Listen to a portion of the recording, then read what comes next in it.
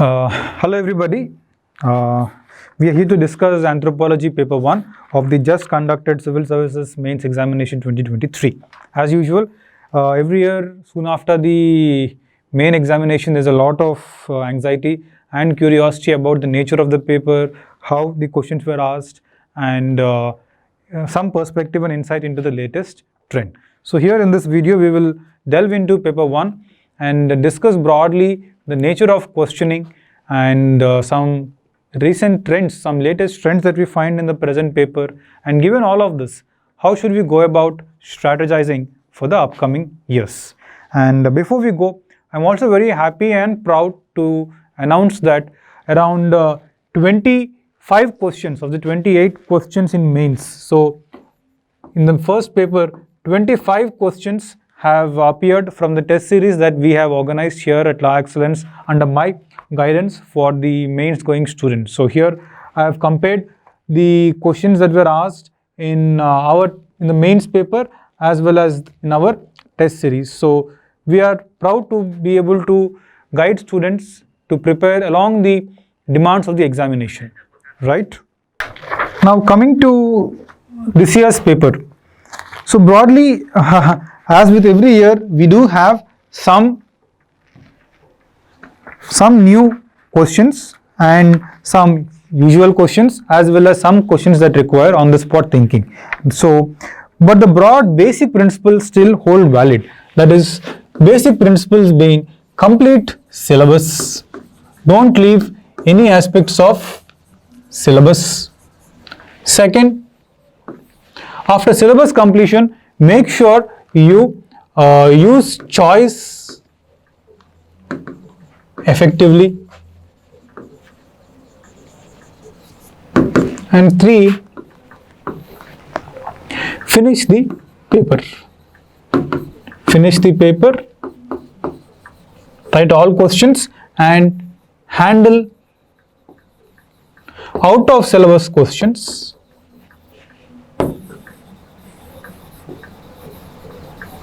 Well, that is, some questions like glottochronology, Arjun Appadurai are very much out of syllabus and are not part of the anthropology regular preparation. So such questions will always be asked. So first thing is that we must make sure we complete our syllabus, because when we complete the syllabus, then it gives us confidence that we have read everything, and if still there is a question like glottochronology, then it is not our fault. It is most likely a question that is out of the syllabus, and hence most students would not know how to handle it. That confidence will give us a lot of nerve and calmness while writing the examination. And you will assume that something like this nobody would know. So everybody will have to guess on the spot and generate some relevant points on the spot. And here is where extra smartness comes in. So some students were extra smart. If you read glottochronology and saw the Hindi translation, it says Bhasha Kalakrama Vignan. So it is something about Bhasha, language, which means glottochronology has to be with language or linguistic anthropology. And in that sense, you could write some 2-3 points, 2-3 relevant points about linguistic anthropology, and that will fetch you 1 or 2 marks. And such question must be written towards the very end. So if you can complete syllabus, you will know that you have read everything, and if still a question like this appears, it is not your fault. Second, you will feel calm in answering such questions towards the very end and writing some relevant points and walking out. You will not feel that, you will not be guilt-ridden, nor would you panic in the examination hall that the paper is tough, and you will not develop stress. So it will give you a lot of nerve and calmness in the examination, right? So tough questions like Arjun Appadurai, you could have used choice to ignore such questions. But if a tough question is placed in the compulsory section, then you will have to handle it in ways like this, right? And on the whole, what I find is also that if you could use choice efficiently, and students should have written more from section A than section B, because in section A questions there are very few surprises. In section A we have very few surprises, but in section B the surprise element or the unexpected element is quite high. So ideally you could have used choice to write most questions, that is 3 questions from section A and 2 questions from section B. One is anyway compulsory, and in section B also question 6 is slightly more predictable than question 7 or 8. In question 7 and 8, we do have certain surprise elements. Question 8 seems to be on the tougher side because of Arjun Appadurai and structural abnormalities, and specifically they asked about Krober's contribution, which are very, very specific demands. So 8th question was on tougher side. Ideally, students could have eliminated 8th question and picked one of 6 and 7. And likewise in section A, 2, 3 and 4, all the 3 are good. Among these 3, you could pick any 2. And 4 is the easiest, in my opinion. 4 is the easiest of all the 3 questions in 2, 3, 4. And between 2 and 3, depending on your areas of comfort, you could have chosen 1. And the other interesting point is also that no longer do we have these sectional barriers like social anthropology, physical and archaeology. If you see, the idea is that in every choice question, they're making sure there is one social anthropology question, one physical anthro question and one archaeology question. If you look at, for example, question 4. In question 4, 4A is social anthropology, 4B is physical anthropology and 4C is archaeology. So in every question they are trying to mix social, physical and archaeology as much as possible. So the era where you could read one area well and use it to your strength and leverage is over. We have to make sure, so the whole approach, the whole game is to make sure you read all aspects. So why do you want to fight them? The best strategy is to make sure don't leave anything and complete the syllabus, right? Now we'll try to delve into specifics of the questions. So the first question is quite easy. The first question is about scope and relevance of social anthropology. This is a very easy question. So most of you could write scope and relevance of social and cultural anthropology. So just define what is social and cultural anthropology, discuss its scope, that is how we are using it for studying simple societies, primarily tribal societies, and how we focus on studying social institutions. Give some examples like Malinowski's Collaring or Margaret Mead's studies or Levi-Strauss's studies on kinship. Give some examples of these studies and discuss their relevance. In the relevance, focus on applied aspects of social anthropology. Applied aspects of social anthropology. Here, if you are smart, you could have used some of the questions given in paper itself as examples. For example, question 6b talks about impact of globalization on economic systems of indigenous communities. So you could have used that as a point for relevance topic here. Say we can use social anthropology to understand the impact of globalization on indigenous economies, the impact of globalization on family, kinship, or how societies are changing under the various modern forces. So give some examples and substantiate with any case studies. That's how we can handle one. And next is cultural impact of Iron Age. This is again a question that is there in syllabus, but then most often students don't read this. So in Iron Age is when Iron Age marks the beginning of civilization. So define what is civilization and how civilization arose under Iron Age. And in case of India, with Iron Age, we see the beginning of second urbanization, and this happens in the Gangetic Valley. And then describe the broad features. So the broad features of Iron Age include development of iron tools primarily, development of productive surplus agriculture, and then development of inequalities, material culture like pottery, and all of this gave rise to deep social stratification, inequalities, and eventually the developments in Iron Age led to the rise of the first states. And in India, the first states were the Mahajanapadas, which eventually gave rise to the first empire in the form of Magadha. So that's all. So describe the various cultural features of ancient Indian society. All of those features like urban society, state system, productive agriculture, rise of towns and cities, emergence of trade, advanced material technology like pottery, wheel, all of these come under the cultural impact of Iron Age. So essentially the features you study in ancient India under the age of Buddha are essentially the features of Iron Age. Here in agriculture you can go into more details like paddy, sampling or using paddy transplantation, using irrigation, using manure, all of these developments happened in the Iron Age. Next is race and ethnicity. Race and ethnicity is a specific question. So first define what is race, define what is ethnicity, and then how when race and ethnicity, that is when skin color plus cultural differences meet, it gives rise to very stringent kind of social stratification.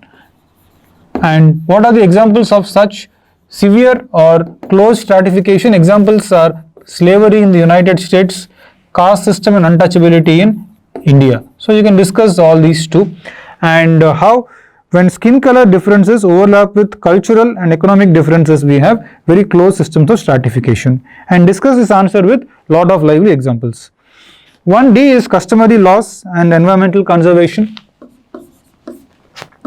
This question is similar to a question that appeared in 2021 exam, animism and deep ecology. That's why I asked students to prepare previous papers, especially if you are writing in an odd year, you must prepare the previous odd year. If you are writing in an even year, you must prepare the previous even year.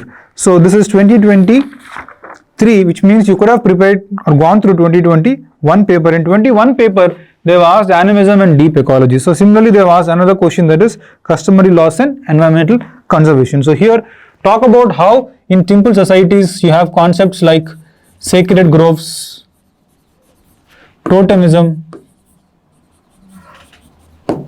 animism, and ancestor worship, nature worship, how all of these have an element of environmental conservation to them, and also add present relevance, how in the present we can use all these cultural mechanisms for conservation rather than just using state-led mechanisms like schemes and policies, right? Next question is gene expression. Next.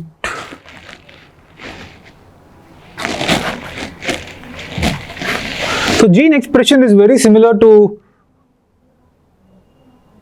I think I should have the slide somewhere. Right, we'll come back to this. Gene expression is very similar to protein synthesis.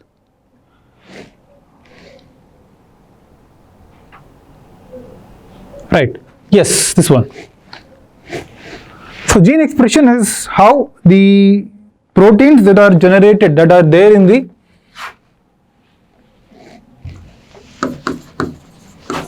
it is very similar to the concept of protein synthesis that we have in syllabus.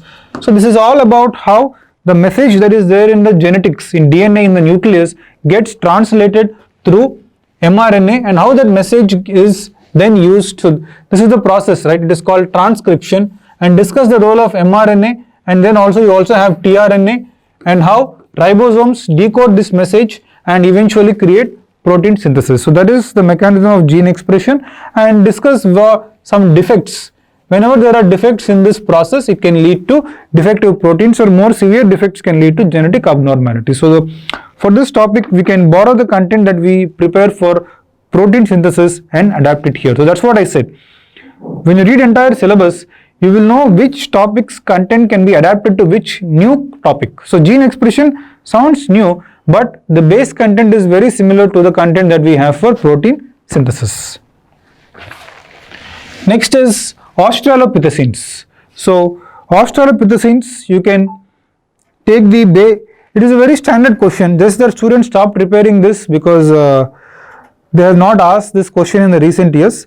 So if you had prepared the syllabus well, I think this was a very easy and straightforward question, the question that you must ace. So they asked also about discovery, major species of Australo from South and East Africa, and then discovery, physical features and significance of Tawang baby. So whenever we talk about Australopithecus, you must talk about the work of Mary and Louis Leakey, who did extensive work in the Olduvai Gorge to discover various Australopithecus fossils. And this map here gives us the major species discovered from East Africa as well as South Africa. So major sites and the species discovered there. This, you should just draw a map of Africa and point out the important sites and the species. And you can also draw a table like this showing which species, what's the broad timeline, and which particular site did we find them.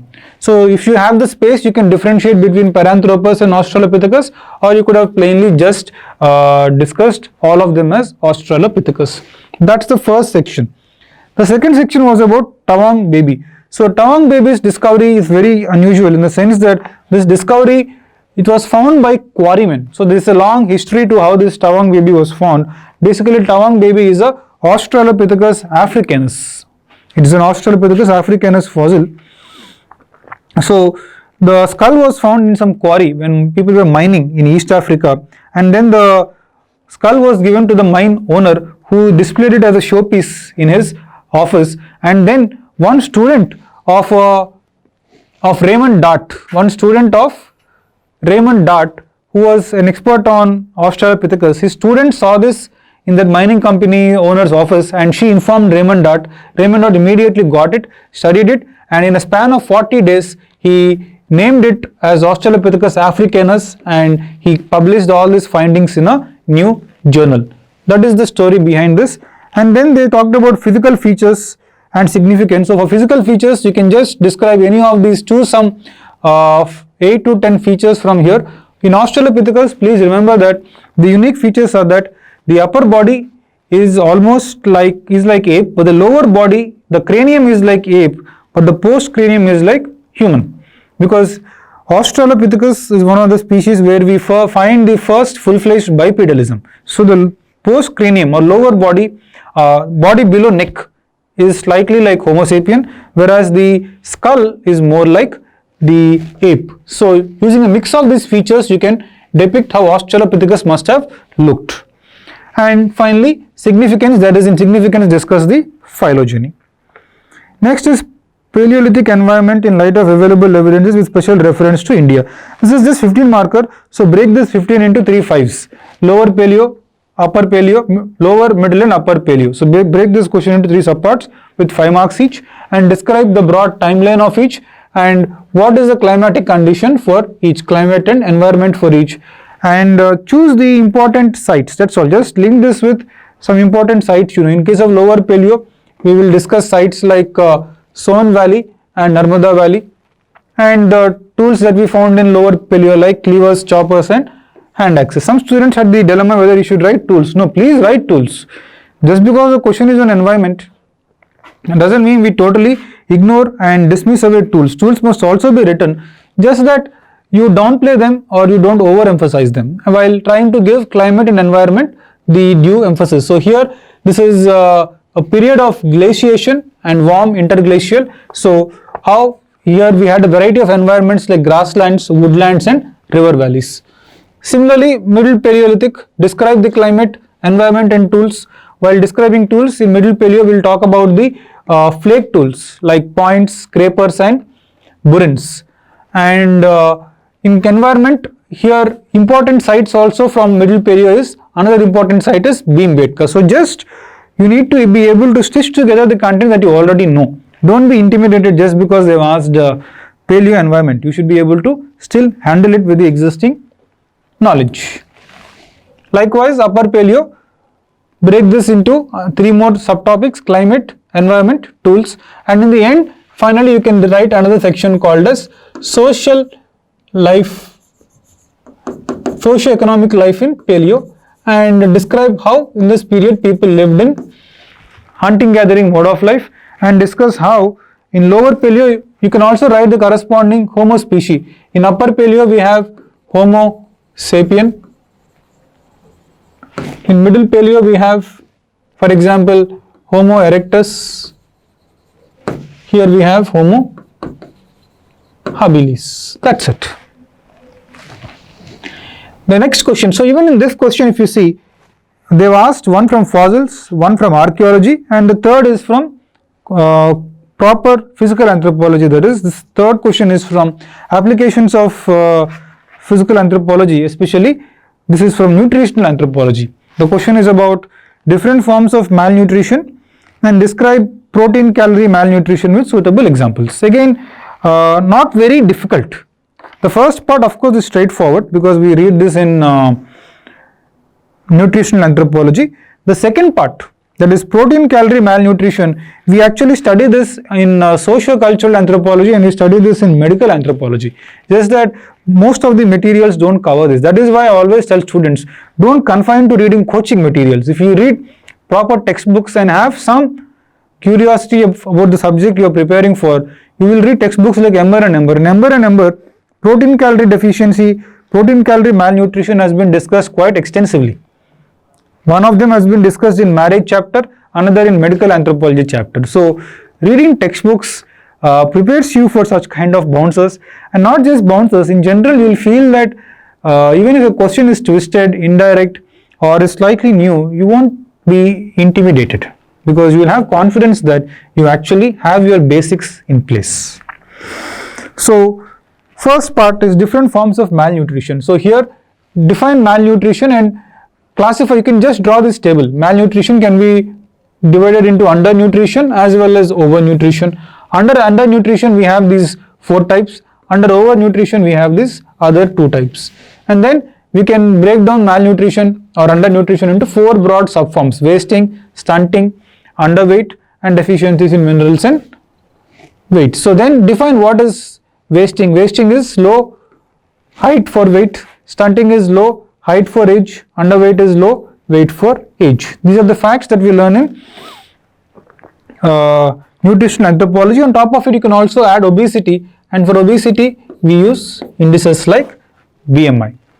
And on top of it, in the recent days we are also witnessing something called as micronutrient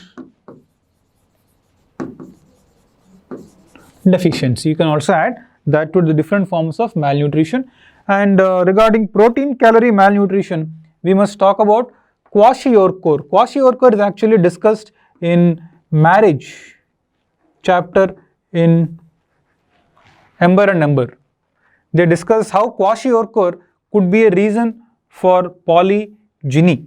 How polygyny could have arisen because of kwashiorkor. So they describe polygyny. By explaining polygyny, they talk about long postpartum sex taboo among couples in some cultures. And the reason for this postpartum sex taboo in some cultures is because after childbirth, the couple are not allowed to have sexual intercourse for a year or so. And the reason is that the mother must give considerable amount of time to breastfeeding the child so that the child doesn't suffer from this kind of protein calorie malnutritions.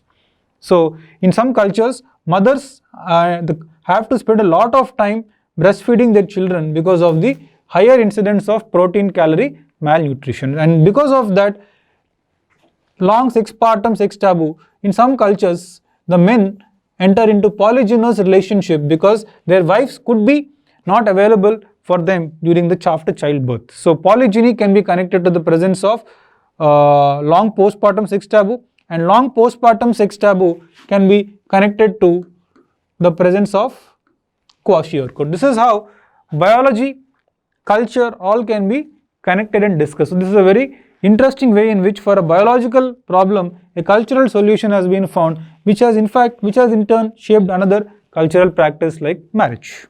So discuss what is kwashiorkor and discuss marasmus. Both of them are protein calorie malnutritions, and here we have discussed the broad symptoms of what kwashiorkor and the broad symptoms of marasmus. That's it. Next is also a very easy question. This is what is humanization process and major trends in human evolution with the help of suitable examples and illustrations. So for this question of this sort, you should be able to talk about humanization process. Basically involves cognitive development first, or increase in brain size. Second, emergence of bipedalism and erect posture.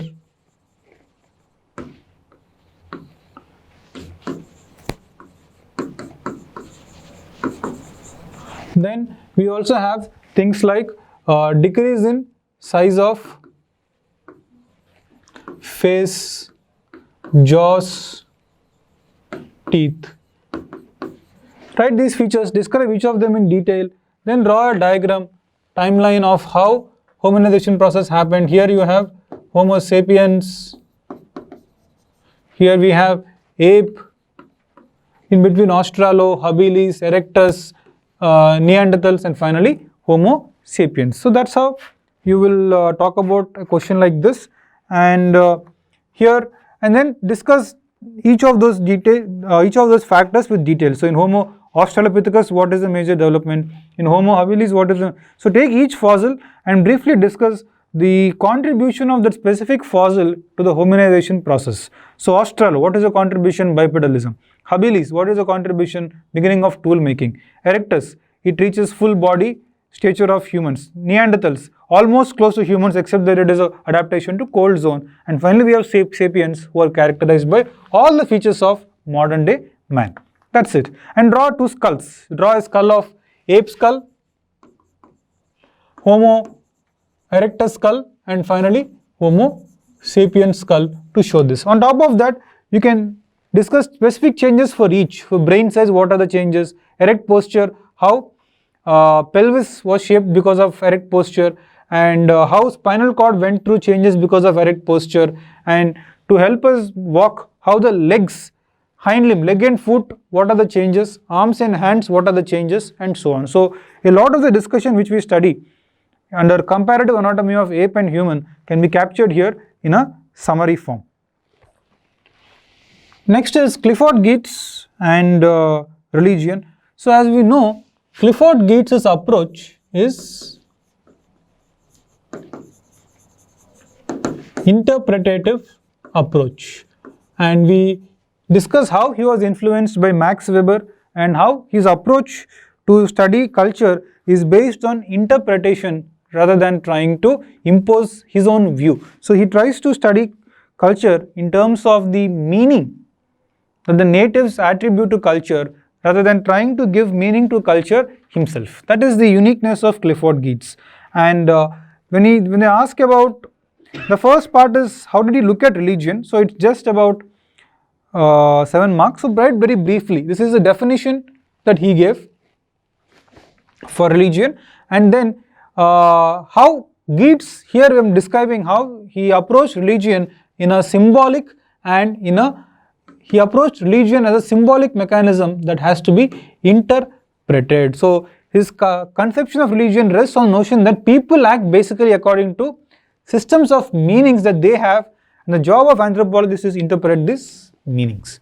And lastly, he studies religion as a system of meanings which has lot of symbolic aspects and hidden elements to it, and he is trying to uncover what these hidden meanings are. So unlike others, Geertz is not trying to study religion from a social point of view, nor is he trying to study religion from a historical point of view, but he is trying to study religion in terms of what kind of meaning natives give to it, and what are the various kinds of symbols that are involved in the study of religion.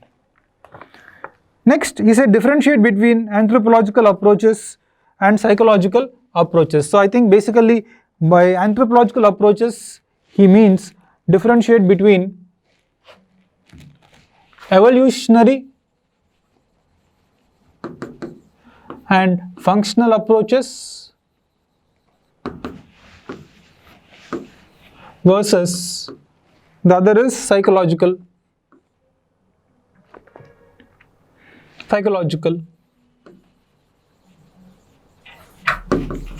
approach. So we are being asked to differentiate between these two.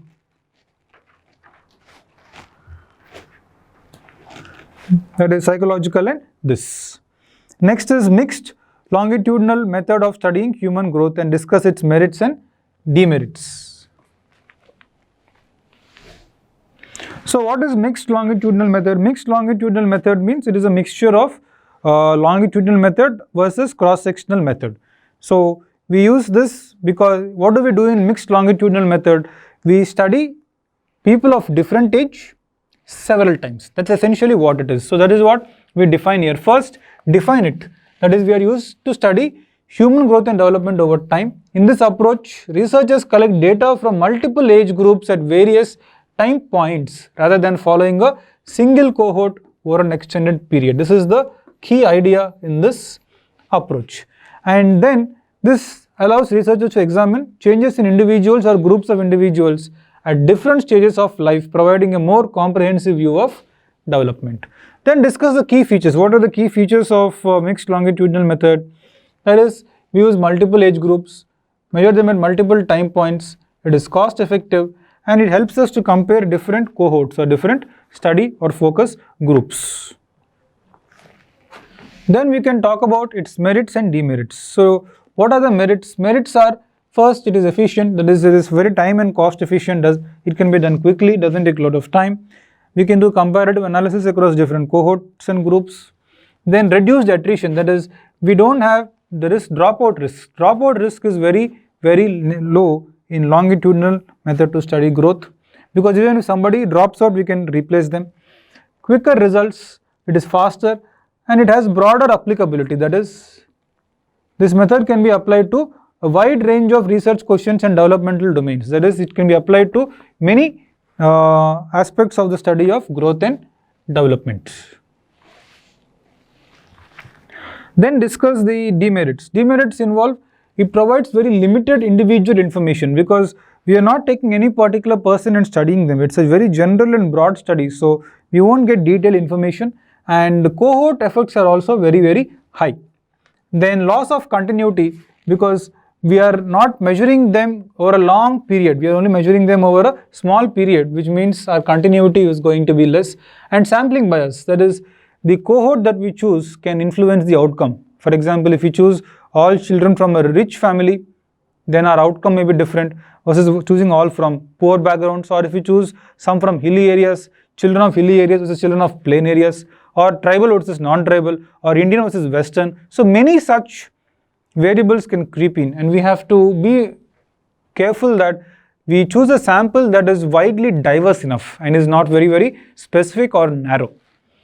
Next, we can have various challenges in synchronizing the data with other instruments, and it also the other risk is it provides very limited insight on developmental process, because to study growth is one thing, but to study development is another thing. To study development, we need to analyze a broader range of phenomena and processes and not just measuring specific events. So development is a process, and to study development process, we need to pay attention to events over a long time in one specific individual, and for that the best method is longitudinal study and not this study. So this is one thing that we miss. And finally conclude that this method is applicable, can be used to study specific aspects which we are not able to study either by cross-sectional or longitudinal method. The next question is,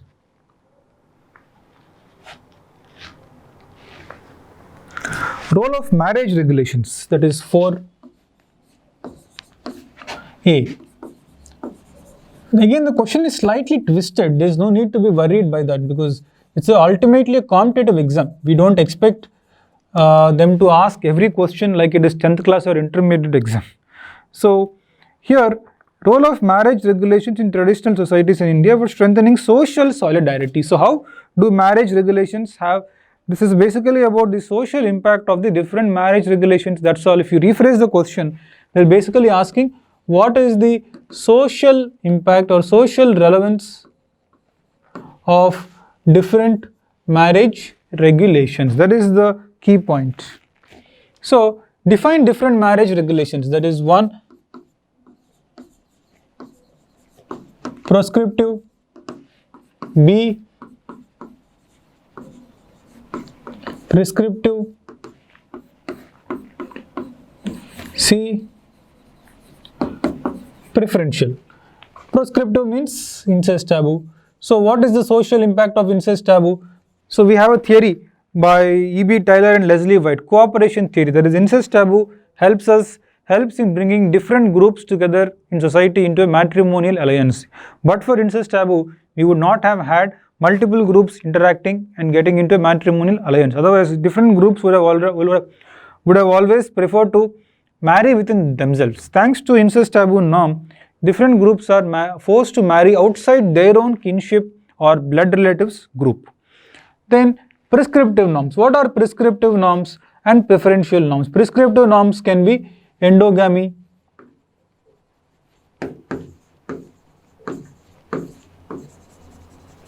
exogamy. Similarly, endogamy helps in wider interaction. Endogamy helps in strengthening existing bonds among groups, like for example cross-cousin marriages or caste marriages. Caste endogamy helps in strengthening caste solidarity and strengthening caste bonds or caste identities. Exogamy means marrying outside. Exogamy's effect is almost like incest taboo in the sense that it helps groups of different cultural backgrounds or different groups to come together and form alliances. Here you can talk about North Indian kinship system, where in North India people follow 4-clan rule. That is, people don't marry in 4 clans through which they are related. That is, one's own father's clan, one's mother's clan, one's grandmother, one's mother's mother's clan, and one's father's mother's clan. People don't marry in all these 4 clans. That's an example of exogamy. As a result, in North India, villages have widespread networks of matrimonial alliances because every marriage creates some kind of a new relation with another village. So that's how you can explain exogamy. Then preferential. Here you talk about cross-cousin marriages, parallel cousin marriages, levirate and sororate.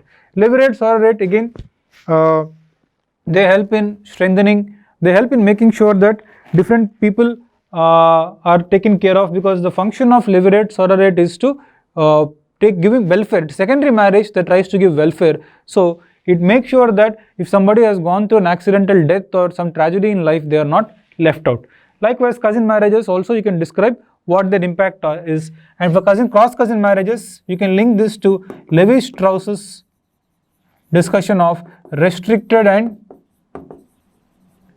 generalized exchange. So link this whole discussion to Levi-Strauss's concept of restricted and generalized exchange and say, in case of bilateral cross-cousin and patrilateral cross-cousin, we have restricted exchange. In case of matrilateral cross-cousin marriage, that is marrying MBD, we have generalized exchange and we have long connubial cycle. So this is how you can creatively link different questions, different topics to provide an answer. I think this is a very, very good question because it is based on something you have read and you know, but it is not straightforward. This kind of question forces you to think and interlink the different concepts. So nobody would have thought you could use Levi-Strauss's ideas of restricted generalized exchange for talking about social solidarity under preferential marriage, right? So that is how you must creatively link concepts to generate original or innovative analysis. Next question is about methods of personal identification based on skeletal remains. This is mostly forensic anthropology. So discuss how we can basically use skull differences. Talk about how first we try to different steps, whether the remains that you have are human and animal. If it is human, one species or multiple species. If it is one specific species, then which race do they belong to? After that, you go into identifying sex. For sex identification, we use sexual dimorphism in the human skull. This is how female skull looks. This is how male skull looks. This is how female pelvis looks, and this is how male pelvis looks. So using the differences in skull, pelvis, we try to differentiate humans and male and female. And that is the basis for determining sex. And then age. For age determination, we use various bones and the extent to which they are formed. We use teeth, dental eruption, and based on that we get an estimate of age. And for old age, we try to identify degenerate changes like osteoporosis, arthritis to establish old age. After all this, we can get a sketch of the person through clay modeling, 3D drawing or 3D printing. That's all. So the content that we have for forensic anthropology can be used here. Next is Mesolithic, and the interesting part is Mesolithic has appeared in paper 1, it has also appeared in paper 2. So if you prepared Mesolithic this year, and I asked Mesolithic in all my tests because I thought this year could be the year of Mesolithic, because last year they didn't ask this. I thought there will be Mesolithic this year, and luckily Mesolithic appeared not once but 2 times. It appeared in paper 1 as well as paper 2. So The question is about major Mesolithic sites and the typo-technological features with special reference to India. So define Mesolithic, give the timeline, environment, how in Mesolithic you have a broad spectrum food collection strategy, and how in Mesolithic we also have the kind of microlith tools, and then so describe how we have different kinds of tools, how they are made, like flake tools, all of these are used, and we use microliths which are just 1 to 5 centimeter length, they are geometric, non-geometric, all of this, how they are made, and discuss the major important sites like Bagor. This is Bagor with its specific features, especially focus on burials.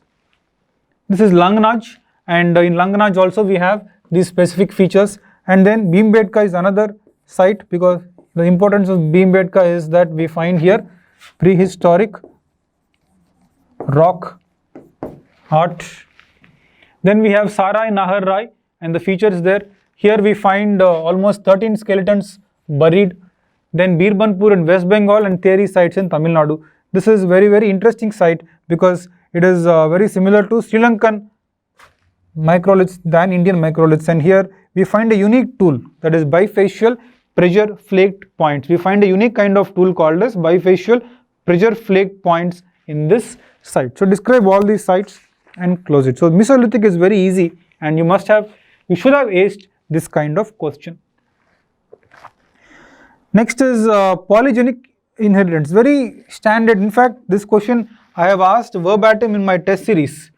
We had a verbatim of polygenic inheritance in my test series. So this is the question I asked, this is a question in exam, and this is the question I asked in my test series, that is discuss polygenic inheritance in man with suitable examples.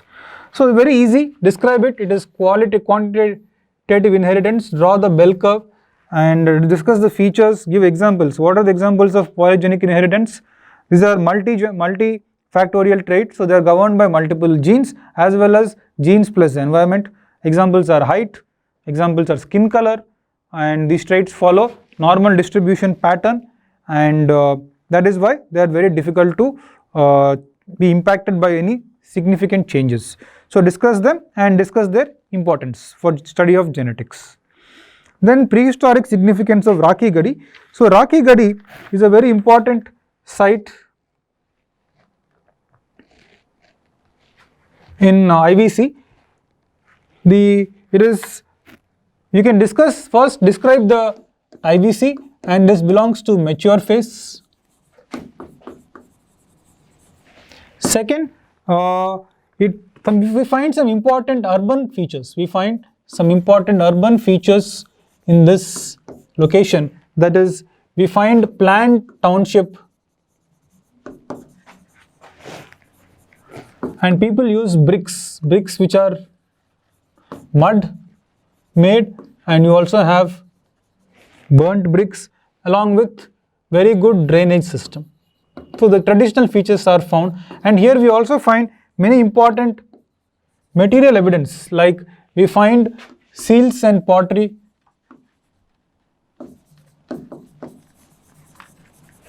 we find different kinds of seals and pottery. In particular, we find a cylindrical seal.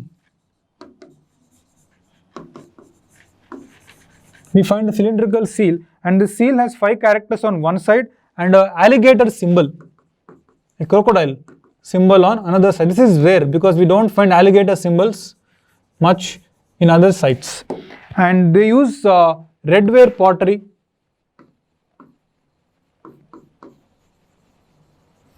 They use redware pottery.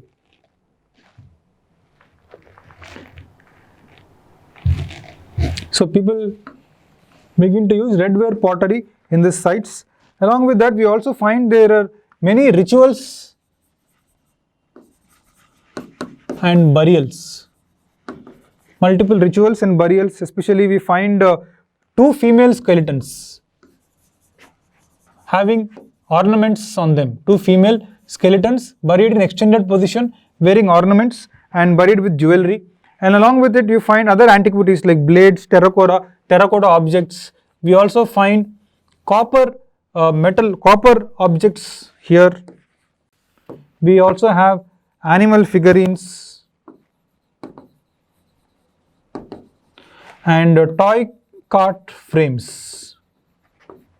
Toy cart frame has been found, and a significant finding from this site is based on DNA samples of skeletons. Because we find skeletons here, which is rare in IVC, other IVC sites, we could do DNA studies, and these DNA studies prove to us that IVC has independent origin, and IVC is not a civilization that was copied from Persia. It is not copied from Persia. It is not based on Iranian farming or farmer ancestry. We get to make that conclusion also. Next is glottochronology, the elephant in the room. So most students were intimidated by this, but if you ask me, there is no need to be intimidated in that sense. So this is a question that nobody knew. So when nobody knows the question, what happens? The question gets automatically cancelled out. Don't worry, because nobody writes well this question. So nobody is going to get an edge. So this question is almost like a cancelled question. But even in such bouncers, you can still exercise presence of mind. So if you saw the Hindi translation, it reads Bhasha Kalakrama Nigam, Bhasha Kalakrama Vignan. So if you read that, it means it has to do something with linguistic anthropology or language. So you can write some basics about linguistic, and if it says glottochronology and it is language and chronology, it must be about studying the past. It must be about historical linguistics. So this has to do with historical linguistics. If you can guess this much and write some 5-6 lines, that is just enough, because our aim is to get 1 or at the maximum 2 marks in this kind of question, because nobody has any idea here. So when everybody else is getting 0, if you can get 1 or 2, that is quite enough, because ultimately what we are aiming is +1 in every question, isn't it? So if you can get 1 when everybody is getting 0, our objective has been accomplished. So learn to think like that. Don't get intimidated and panic. Our ultimate objective is +1. So what is this glottochronology? It is a very controversial idea. It's a very controversial method. It was proposed by Maurice Swadesh to study the history of languages. What does he believe? He believes that to study the history of languages, we can calculate the time depth between two genetically related languages by computing the percentage of basic vocabulary they share. That is, he takes two supposedly closely related languages, compares the basic vocabulary they share, and based on that percentage of vocabulary they share, he tries to go back in time and understand their common history and study at how many years ago they must have deviated or branched away. Now this is seen as a very unscientific or a very controversial mechanism, because first of all, how do you assume that how much words they share? First of all, can we assume that just because they share words, they share common ancestry? And based on how much percent, the idea that you can calculate the ancestry or the branching away based on percentage of words is also an issue, because the rate at which words change or the rate at which new words are introduced varies from one language to another. It is also a subject of other economic and cultural practices.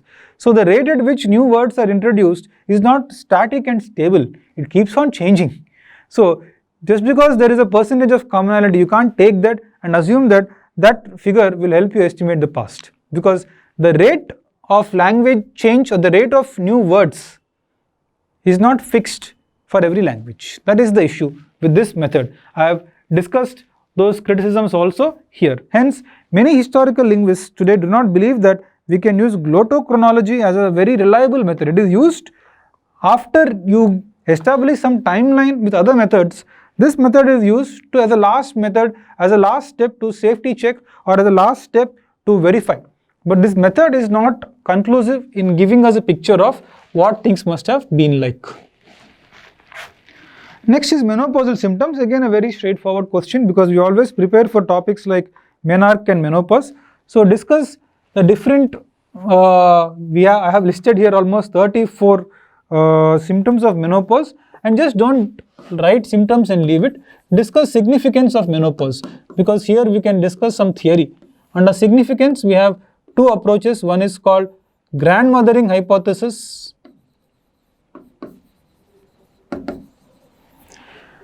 and the other is called mothering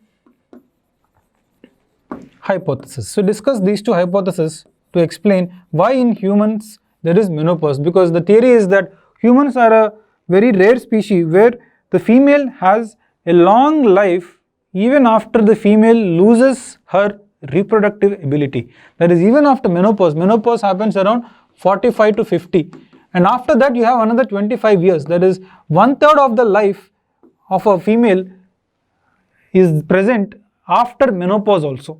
So why is in other mammals, other primates, the reproductive life and the actual lifespan are more or less similar, but in humans, females, there is a special phase called menopause where the female loses her reproductive capacity but still goes on to live for another 25 years or so. So to explain that, we have grandmothering hypothesis and mothering hypothesis that we can use to explain this phenomena. Next is the theory of cultural lag. So this is not too unfamiliar, I'm sorry. This is a question that was taken, in fact sociology students prepared this question very well. It's a question that has appeared in sociology papers multiple times. So in anthropology, we don't really study this extensively, but if you had, like I said again, curiosity to read, you would have read cultural lag at one point of time or the other. So what does William Ogburn tell us? In fact, the best way to explain this is this diagram. William Ogburn, this whole theory has been proposed in response to Marxist approach of historical particularism and Marxist idea of economic determinism. So Marxists believed that economic and technological changes guide all the other aspects of culture. But Ogburn said that no, you cannot look at economy as a driving force of culture. He said culture has its own dynamics, and he said in culture, material culture evolves at one rate, non-material culture evolves in another rate. So material culture changes rapidly, that is, people shift from hunting gathering to agriculture to industry, that is rapid. But, or for example, you will readily accept IT technology or new changes in your technological way of life, like new building, new vehicles or new gadgets. But non-material cultures like our religious beliefs or things, our views against caste system or our views on intercaste marriages, they don't change. They change very, very slowly. Whereas our capacity to accept technology or economic aspects are quite fast. So material culture undergoes very rapid change. Non-material culture undergoes relatively slower change. So he's trying to say that the cultural change happens in two ways. This gap between the pace at which material culture evolves and the pace at which non-material culture evolves is what he calls as cultural lag. That's it. So define it, give examples, and this concept was again criticized by McIver and Page as a concept that is very vague. It's a vague concept according to them, and this concept fails to tell us what exactly fits into material, what exactly fits into non-material, or this concept doesn't tell us what is exactly the pace of material and the exact pace of non-material. So McIver and Page said this concept is theoretical, but he says that this doesn't have a lot of practical value. Next, question 6 is quite easy. They don't have to worry too much about this. This is the easiest question in this section. So 6a is about controversies related to fieldwork of Malinowski, Margaret Mead. So the content for this topic can be taken from 3 topics: Malinowski's, Mead, and the content we prepared for participant observation. So essentially discuss all of this. In case of Margaret Mead, discuss the controversy she had with Derek Freeman. In case of Malinowski, his study on Trobriand Islanders was also challenged by Edward Sapir. So discuss the challenge that he faced from Edward Sapir. And in case of Mead, how her findings of Samoa were faulted and criticized by Derek Freeman. And in general discuss how in participant observation we get a lot of subjectivity and a lot of ethical issues arise. 6b is about impact of globalization on indigenous economies. This is something that we have again in syllabus. So a lot of the content for this you can actually take from paper 2. From paper 2, displacement, land alienation, all of that you can take and write here, because for this we don't have proper content in paper 1. Borrow paper 2 content and use the structure of paper 1. So paper 1, you take structure. Paper 2, you take content and examples. So by structure I mean discuss in terms of how hunting gathering, shifting cultivation, pastoralism, agriculture, how they are changing, and how exchanges like reciprocity, redistribution, market, how these are changing. And also discuss each of them with examples from paper 2. Next is the practical applications of DNA technology. This is a very broad topic. We can use multiple things. We study things like recombinant DNA technology. We study things like DNA fingerprinting. You can also include gene editing or CRISPR technology. So all of those, mitochondrial DNA technology. There are so many examples that you read in SNT also. So a lot of the technologies that you read in SNT also you can include here.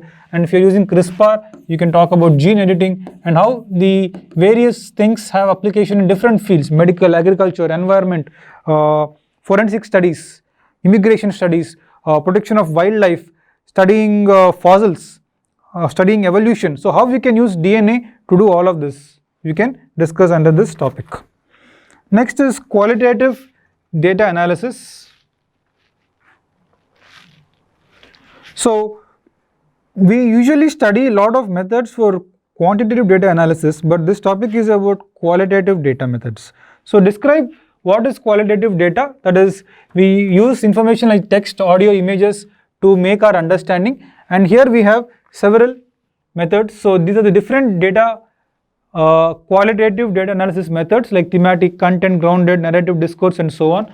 And here are different softwares that we can use to analyze them. So this is a question that most students would not know because we don't study computer softwares in anthropology. So understandably and admittedly, many students faced a lot of difficulty in answering 7A second portion. So ideally I would have suggested you skip this question if you could in choice. Next is 7B. This is again very easy. So for 7B, you just discuss what is genetic equilibrium as given by Hardy-Weinberg and assumptions. What are the assumptions? We have the famous assumptions, right? No mutation, no migration, no genetic drift, no natural selection, and infinitely large population. So describe the assumptions and what violation of each of those assumptions mean, and what is the importance of genetic equilibrium. If a population is in equilibrium, then it is not evolving, but if it is not in equilibrium, then definitely it is going through some kind of evolution, and that evolution can be studied in terms of different factors, and write those factors, that is mutation, gene flow, genetic drift. Drift is of two types: bottlenecking and then founder effect, and then you also have sexual selection and assortative mating, and finally the operation of natural selection. So discuss each of those factors. This is a very, very easy question, just that 7A is difficult. Second is 7C is political and methodological aspects of national character studies, elucidate with contemporary relevance of such studies. So here discuss the national character studies as done by Ruth Benedict. She studied Japanese society in her Chrysanthemum and Sword, and then Gorer and Rickman, they studied Russia in national character studies, and they gave us swaddling hypothesis. Here we got toilet training hypothesis. And then Margaret Mead, she also studied them, and now she studied American national character, and she said the early life of Americans, Russians is similar, just that their personality deviates in adulthood because of the different kinds of education systems that they go through. And what are the methodological aspects? These are called as studies at a distance. And this is based on content analysis. This whole study is based on content analysis, such as using books, novels, popular magazines, all such Japanese folklore, Japanese mythology, all these different things were taken to study the society. Next is the contemporary relevance of such studies. So what's the contemporary relevance? For contemporary relevance, here you can say these studies suffered from many problems. Hence, because of the problems, these studies today are criticized because of the lack of accuracy, lack of field exposure, and huge speculation and exaggeration. So today, we cannot use these studies scientifically and as standalone by themselves. We can use these studies to supplement our understanding of existing culture. And today, we can use these studies in the context of global migration to understand how different cultures, when they meet, what kind of misunderstandings can happen because of different personalities that are developed in different cultures. We can use this to understand, to develop culture relativism mindset and globalization, and we can use this also in case of understanding, in case of corporate companies, if they have to develop marketing strategies, business proposals for different cultures, how do they go about framing this? So we can use these studies in different areas, but in a very, very limited fashion, because national character studies cannot be used thoroughly and exhaustively, because these are not fully scientific methods. Next is Arjun Appadurai and his theory. This is a very out of syllabus question, because Arjun Appadurai is not somebody we study in paper 1, nor do we study him in paper 2. So this probably came from economic anthropology, that too the impact of globalization again on indigenous economic systems. I'm surprised why the paper setters suddenly took a love on economic anthropology so much. That too, they've asked 2 questions on a very small topic, that is impact of globalization on indigenous economies. So from the very small topic, they've asked 2 questions. I'm surprised why this sudden love for globalization and indigenous economies. So Arjun Appadurai, he wrote a famous influential work called Modernity at Large, Cultural Dimensions of Globalization. Here, he gave a framework to study how economies change under impact of globalization, and his framework revolves around the idea of what we can call as scapes. He proposes something called as scapes, and using these scapes, according to him, we can study evolution. So he says we have something called as ethnoscapes, technoscapes, financescapes, mediascapes, and ideoscapes. So we have to study a cultural change or economic change due to globalization in these 5 scapes, through these 5 scapes. So this refers to movement of people across borders. This represents flow of technology across borders. This refers to flow of capital across borders. This includes global dissemination of media, how Hollywood films or Western stories are spreading across the world, or ideascapes, how flow of political ideologies can also move across borders and how these can impact the cultures. And lastly, we can talk about critical appraisal of this concept. So what are the strengths? It gives us a transnational perspective, and the scapes framework helps us to break it down into multiple components, and it also helps us in studying cultural flows regardless of territorial limitations. And lastly, how hybrid and cultural mixing happens. All of this we can study. And lastly, we can focus on limitations. That is, there is overemphasis on flow. It is giving primacy to economic factors, and there is lack of historical context to the study. Inadequate attention is being paid to resistance and agency. And lastly, it suffers from ethnocentrism and cultural essentialism. This whole study takes the view that Western cultures have greater influence or greater say than native cultures. Then we have to discuss structural abnormalities. So as we know, generally most students prepare numerical abnormalities, but this time they have surprised us by asking structural abnormalities and their causes. So first define first what's a chromosome, and discuss the broad 4 types of chromosomes: metacentric, submetacentric, acrocentric, and so on. And then sometimes there can be abnormalities in chromosomes. These happen. Why do these happen? What is the major cause? That happens because of defects in meiosis. Happens due to defects in meiosis. In case of numerical, we have non-disjunction. In case of others like structural, it is because of meiosis during the crossing over phase. In crossing over phase, in meiosis, some of these structural aberrations can arise. And define the different structural aberrations: deletion, duplication, translocation, inversion, ring chromosome, dicentric and acrocentric chromosomes, and lastly chromatotripsis. So most often students just write these three. You are not aware about the other three. If you can write other three also, it will look good, and you can draw diagrams like this to show what each of these abnormalities mean and give examples. The famous example of structural aberration that we all know is Cri-du-Chat syndrome. Cri-du-Chat syndrome is a famous example of structural abnormalities, and primarily the causes for structural abnormalities are problems in meiosis. So this is a diagram for reciprocal translocation.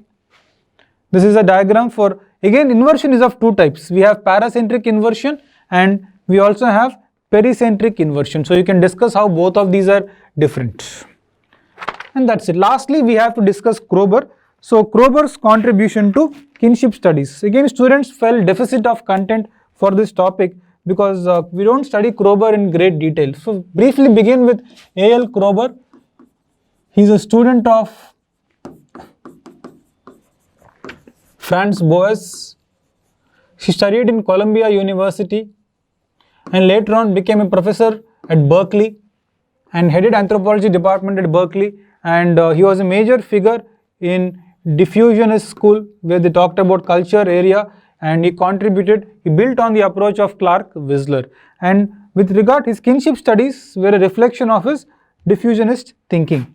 So in kinship study, Kroeber reacted to the framework that was proposed by Morgan. So a lot of his research came by reacting to L.H. Morgan's approach. So Morgan proposed the earliest kinship terminology system. He said we can classify them into classificatory and to descriptive. We can break down the systems into classificatory and descriptive systems. And he said classificatory systems are seen in societies with unilineal descent groups, and these are seen in traditional societies. Descriptive are seen in complex societies, and we see descriptive systems in those societies which are transitioning, which are going through transition from tribal to state.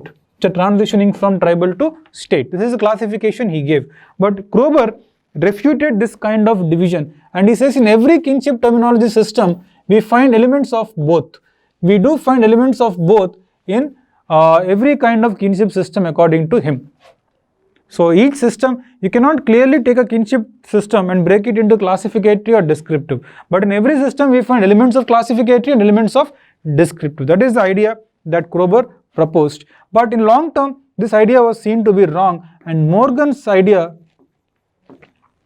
was seen to be correct.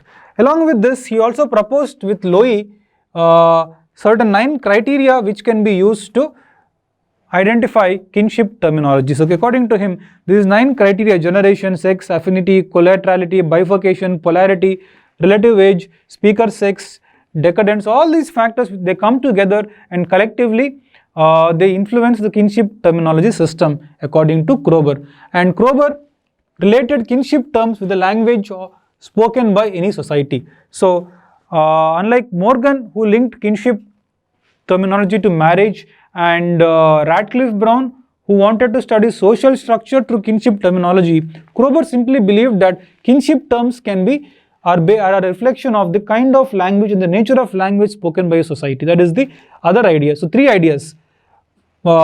Differing with Morgan, second, language, and third, his terminology system. And finally, you can critique him by saying that Morgan was right and his theories don't have proper empirical research, and the whole thing was based on wrongful diffusionist thinking. So, but in general, students will naturally fall short of content for Kroeber. So, it would have been advisable to avoid this question and in its place choose question 6 from section B and avoid question 7 and question 8. If you could avoid 7 and 8, most of the bounces are avoided. You just would have had to deal with glottochronology, which anyway is a difficult question for anybody taking this paper, right? So as usual, UPSC surprises us all, and with papers like this, it has made the examination interesting, and in fact not the examination interesting for students, but even for teachers like me. Papers like this make us push ourselves and update ourselves, and also learn how to make the students, train students for the latest trend. So the paper is a mix of challenge as well as a mix of test of preparation. So there are questions which reward preparation, there are questions which reward on the spot thinking, and there are questions which are completely out of the league. So different mix is always there, and that's the case with this year as well, right? So I hope you found the discussion useful. We'll come back to you again with paper 2 discussion.